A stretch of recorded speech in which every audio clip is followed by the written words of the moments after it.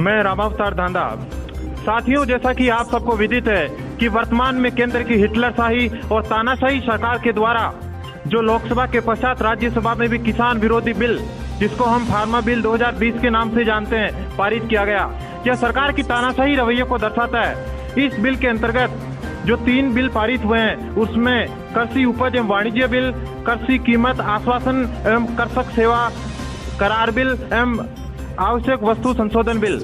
इन बिलों के अंतर्गत कहीं भी सरकार यह कह रही है कि किसान अपनी फसल को बेचने के लिए स्वतंत्र है, किसी भी राज्य में अपनी फसल को बेच सकता है। लेकिन मैं केंद्र में बैठी मोदी सरकार से पूछना चाहता हूं कि क्या राजस्थान का किसान हरियाणा, पंजाब और यूपी और बिहार में जाकर अपनी फसल बेचेगा? इसका कोई तर्क नहीं है इन बिलों में जो उल्लेखित किया गया है। इसके अलावा जो commission of agriculture cost and price है, उसके अकॉर्डिंग मिनिमम जो प्राइस है वह किसान को प्रदान करने की सरकार आश्वासन देता है, जिसको हम एमएसपी मिनिमम सपोर्ट प्राइस के नाम से जानते हैं। लेकिन बड़े अफसोस की बात तो यह है कि केंद्र की मोदी सरकार के द्वारा एमएसपी का बिलों में कहीं भी उल्लेख तक नहीं किया गया है, जो पूरी तरह से किसान विरोधी है। आज इस देश का किसान सड़कों पर है, इस देश का नौजवान डिग्रियां लेकर अपने हक और अधिकार के लिए लड़ रहा है, लेकिन केंद्र में बैठी मोदी सरकार का तानाशाही रवैया यह है कि उनके कान पर जू तक नहीं रेंग रही है। आज किसानों की जो लड़ाई जो आज लड़ रही है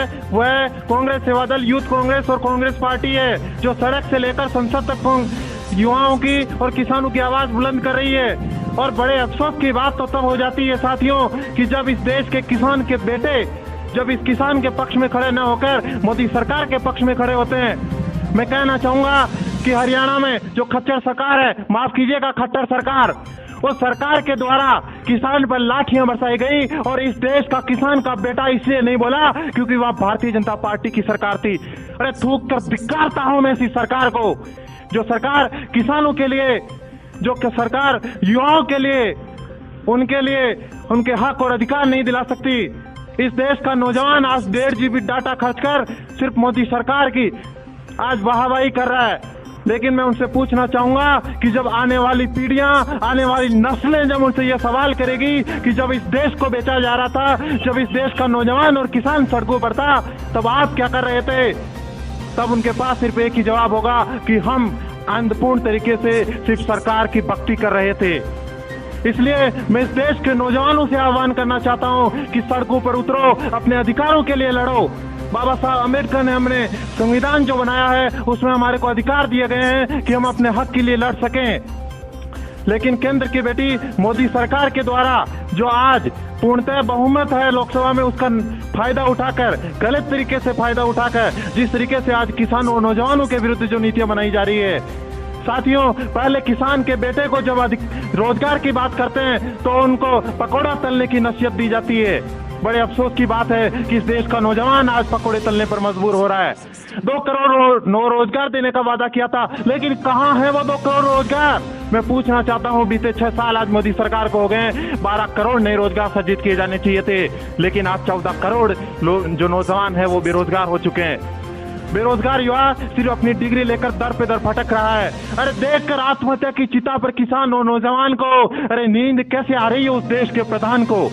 हम पूछना चाहते हैं कि जो सरकार है, इस सरकार को संवेदनशीलता दिखाते हुए यहाँ युवाओं के और नौजवान के पक्ष में फैसले लेने होंगे, तभी सच्चे मायनों में जो बहुमत सरकार को मिला है वह सफल हो पाएगा।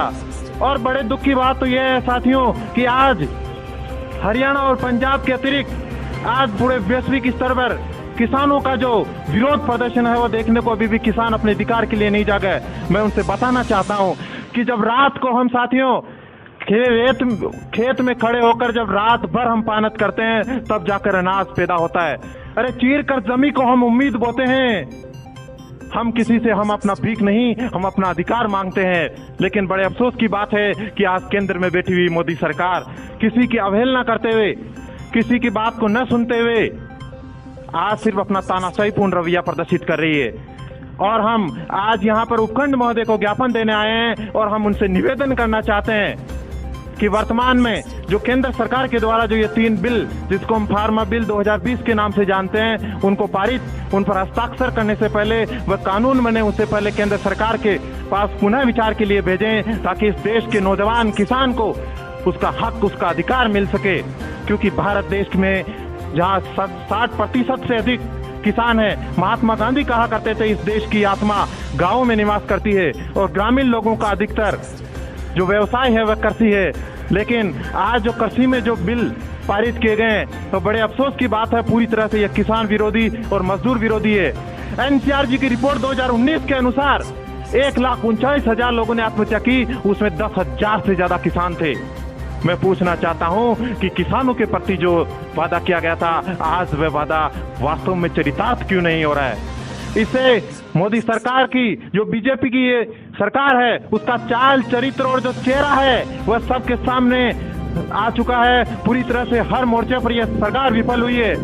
आज प्राइवेटाइजेशन के नाम पर देश की हर एजेंसी को बेचा जा रहा है। आज रेलवे को प्राइवेटाइजेशन किया जा रहा है, आज एजुकेशन को प्राइवेटाइजेशन कर दिया है, अब एग्रीकल्चर को वो प्राइवेटाइजेशन करना चाहते हैं। I want to just one question to the government that we are asking our rights, we are fighting our right, we are demanding for our right, but Modi सरकार सिर्फ अपना तानाशाही रवैया प्रदर्शित कर रही है। जो मैं आपको आह्वान करना चाहता हूं कि भगत सिंह कहा करते थे कि उस शिक्षा का भी कोई अर्थ नहीं रह जाता जो शिक्षा आपको अधिकार नहीं दिलाती, जो शिक्षा आपको अधिकारों के लिए आपको सजग नहीं करती। इस देश के नौजवानों, जागो, अपने अधिकार के लिए लड़ो, क्योंकि आज नहीं लड़े तो कल को साथियों आने वाली नस्लों को क्या आप मुंह दिखा पाओगे? यह किसी व्यक्ति की, किसी दल की लड़ाई नहीं है, यह किसान की लड़ाई है, यह नौजवान की लड़ाई है। और इसके लिए अगर सड़क से लेकर संसद तक कांग्रेस पार्टी के कार्यकर्ता को अगर लड़ना पड़ेगा, किसान के लिए अगर किसी भी हद तक जाना पड़ेगा तो हम तैयार है, लेकिन किसान की और मजदूर की लड़ाई हम लड़ेंगे। मैं ये कहना चाहूंगा और अंत में पूरे नौजवानों को भी मैं ये संदेश देना चाहूंगा कि उतरो, आज अपने हक और अधिकार के लिए मैदान में उतरो, ताकि अपना हक अधिकार इस तानाशाही सरकार से आप ले, जो अपने तानाशाही तरीके से आज पेश आ रही है, उसे अपने अधिकार की मांग करो। यह आपकी भीख नहीं, यह आपका अधिकार है। आज मेरे साथ में मानवाधिकार तहसील अध्यक्ष भाई दीपक परसोया भी आए हुए हैं, वह भी अपनी बात रखेंगे। भाई दीपक परसोया जी नमस्कार।